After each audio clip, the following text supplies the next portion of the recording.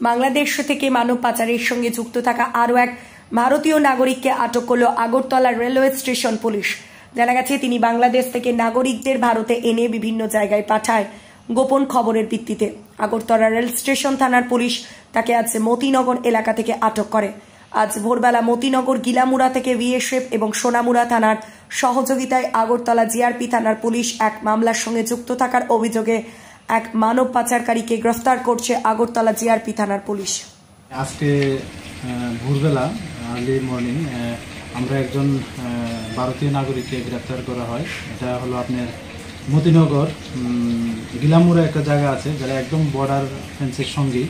তো বিএসএফ এবং সোনামুড়া থানার সহযোগিতায় আমরা ওনাকে অ্যারেস্ট করি। উনি একটা আমাদের কেসের মামলার সঙ্গে যুক্ত হয়েছে, লিঙ্ক হয়েছে, পাওয়া গেছে, ওনার নাম এসেছে। তো উনি ওই বাংলাদেশ থেকে যে বাংলাদেশ এবং রোহিঙ্গা মানুষ আসা যাওয়া করে উনি এটাকে হেল্প করেন। তো এই সুবাদে আমরা ওনাকে গ্রেফতার করেছি। তো আজকে ওনাকে আমাদের মহামান্য আদালতে প্রেরণ করছি এবং পুলিশকে মানা চাচ্ছি।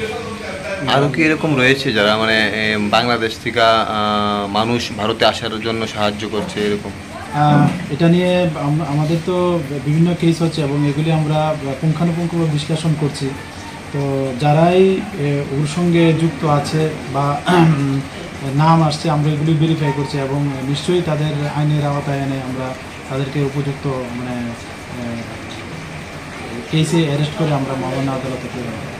যেহেতু বাংলাদেশ দিকে এবং ভারতের দিকে তার কাটাও রয়েছে, তারপরও মানে বাংলাদেশ থেকে কীভাবে ভারতে প্রবেশ করছে এটা কি কিছু পাওয়া গেছে না আপনার? এটা যারা আসছে তাদেরকে অনেকে জিজ্ঞাসা করলে বলে যে অনেক সময় তার কাটার উপর দিয়ে আসে, বিভিন্ন বাঁশ বা কোনো কাঠ ব্যবহার করে, আবার নিচে দিয়েও অনেক যে জল যাওয়ার যে রাস্তাগুলো ওখান দিয়েও আসে।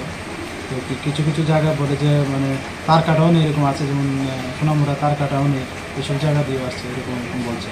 ওইখানকার তো বিএসএফ থাকে, তারপরও মানে কীভাবে সক্ষম হয় তারা আসতে, এই বিষয়টা কি আপনারা উচ্চপদস্থ লোকের কথাবার্তা বলেছেন সেটা? হ্যাঁ, এই নিয়ে কথাবার্তা হয়েছে এবং উচ্চ আধিকারিকদেরও অনেক মিটিংও হচ্ছে। তো এইসব বিষয়গুলো যারা অথরিটি আছেন তারা নিশ্চয়ই এটা ওয়াকেবল এবং এ নিয়ে ভাবনা চিন্তা করছে এবং করছেন। ওর নাম এবং বয়সটা? ওর নাম হলো নাজমুল হোসেন, বয়স 19 বছর, আর এমনিতে বাড়ি মতিনগর গিলামুড়া বাড়ি, যা সোনামুড়া থানা।